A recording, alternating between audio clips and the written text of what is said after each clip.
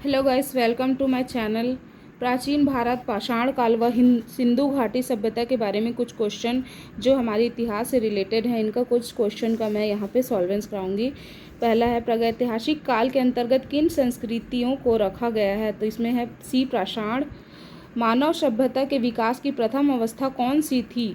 शिकार अवस्था। यह मानव अवस्था की प्रथम अवस्था थी। तीसरा, प्रागैतिहासिक काल के उपकरण एवं हथियार किससे बनाए जाते हैं? तो ये पत्थर से बनाए जाते थे। प्राचीन मानव ने सर्वप्रथम किस पशु को पालतू बनाया? कुत्ता एक ऐसा पशु था जिसे सर्वप्रथम पालतू बनाया गया प्राचीन काल में। मानव ने आग का प्रयोग सर्वप्रथम किस युग में किया? नवपाषाण युग में मानव ने सर्वप्रथम आग का प्रयोग किया।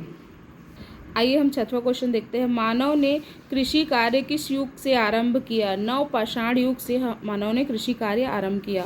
सातवां क्वेश्चन है, मानव द्वारा सर्वप्रथम किस धातु का प्रयोग किया गया?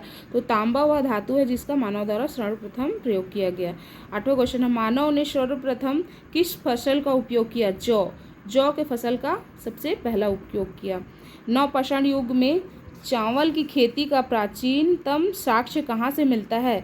कोल्डी हवा, यहाँ से सर्वप्रथम चावल की खेती का प्राचीनतम साक्ष्य मिलता है। सिंधु घाटी सभ्यता किस काल की सभ्यता मानी जाती है? तो कांस्य काल की सभ्यता सिंधु घाटी सभ्यता मानी जाती है। 11वां क्वेश्चन देखते हैं। हड़प्पा की खुदाई सर्वप्रथम कब हुई? 1921 ईस्वी में हुई। निम्नलिखित में से किस स्थल को मृतकों का टीला का नाम से जाना जाता है? तो मोहनजोदाड़ो को मृतका को टीला के नाम से जाना जाता है। 13वां क्वेश्चन है, मोहनजोदाड़ो के टीले की खोजने का श्रेय किसे मिला है? तो राखाल दास बनर्जी को इस टीले की खोजने का श्रेय मिला है।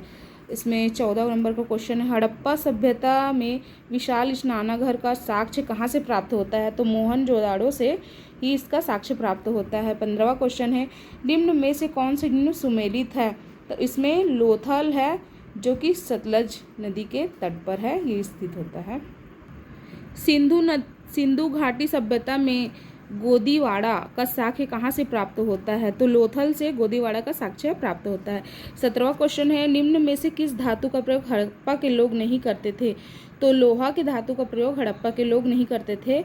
वहाँ सोना, चांदी और कांस्य तीनों प्रकार के धातु का प्रयोग किया जाता था। इसका लास्ट क्वेश्चन है, किस हड़प्पा सभ्यता स्थान से कांस्य नर्तकी की मूर्ति प्राप्त होती है? तो मोहनजोदाड़ो के स्थान से कांस्य नर्तकी की मूर्ति प्राप्त होती है। इसके बाद हम वैदिक सभ्यता का आगे के वीडियो में कंटिन्यू करेंगे। Thank you for watching.